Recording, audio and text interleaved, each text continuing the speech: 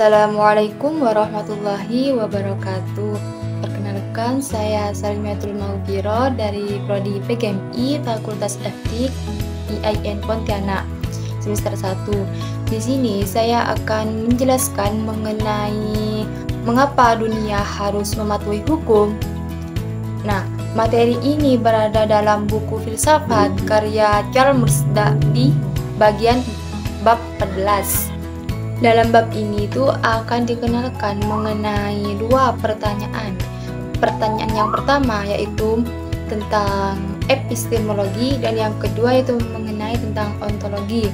Apa sih yang dimaksud dengan epistemologi? Epistemologi adalah pertanyaan tentang bagaimana pengetahuan ilmiah itu bisa dipertahankan dengan bukti dan inti dari pengetahuan tersebut. Lalu yang kedua itu ontologi. Apa yang dimaksud dengan ontologi? Ontologi adalah pertanyaan tentang sesuatu yang ada.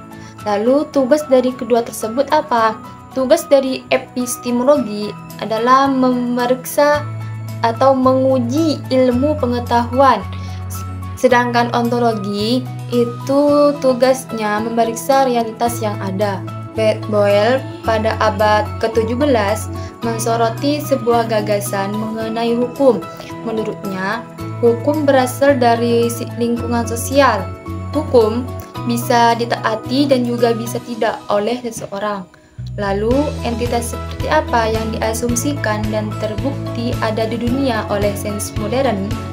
Sedangkan sampai sekarang itu telah diterima bahwa ada hal-hal seperti hukum yang mengatur dunia.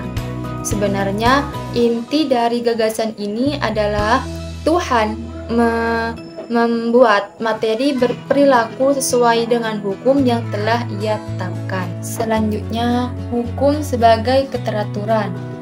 Salah satu tanggapan mengenai pertanyaan apa yang membuat materi berperilaku sesuai dengan hukum. Nah, pertanyaan seperti ini sangat dipengaruhi oleh David Hume. Menurutnya, keliru jika menganggap bahwa perilaku yang terjadi sesuai dengan hukum itu disebabkan oleh sesuatu.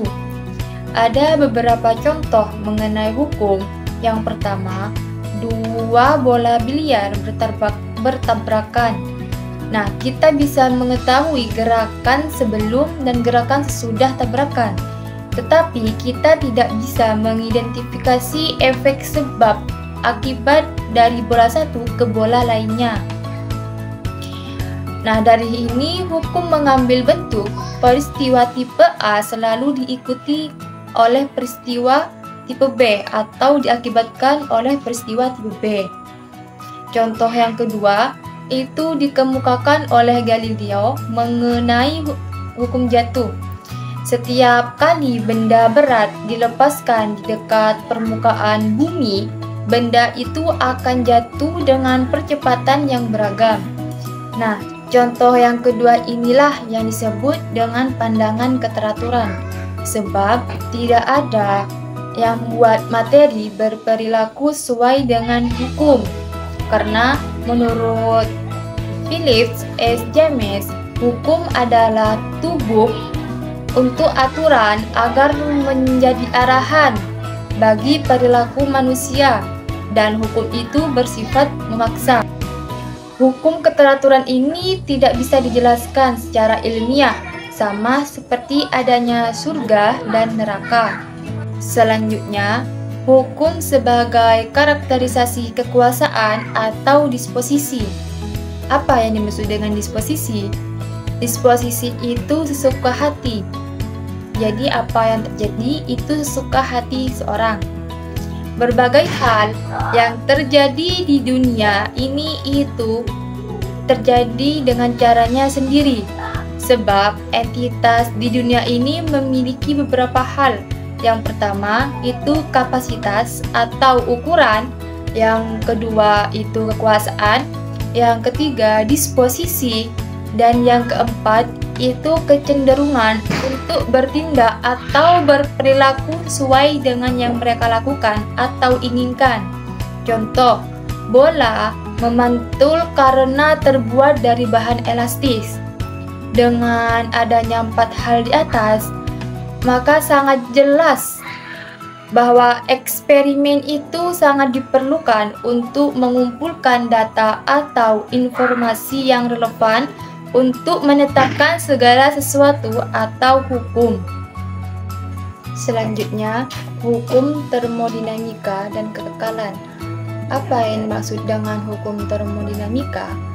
Hukum ini menjelaskan tentang peristiwa perpindahan panas dan usaha pada proses termodinamikanya tersebut. Chalmers membedakan hukum ini menjadi 2. Yang pertama menyatakan bahwa energi sistem terisolasi adalah konstan. Yang kedua menyatakan bahwa suatu sistem energi yang terisolasi tidak dapat turun.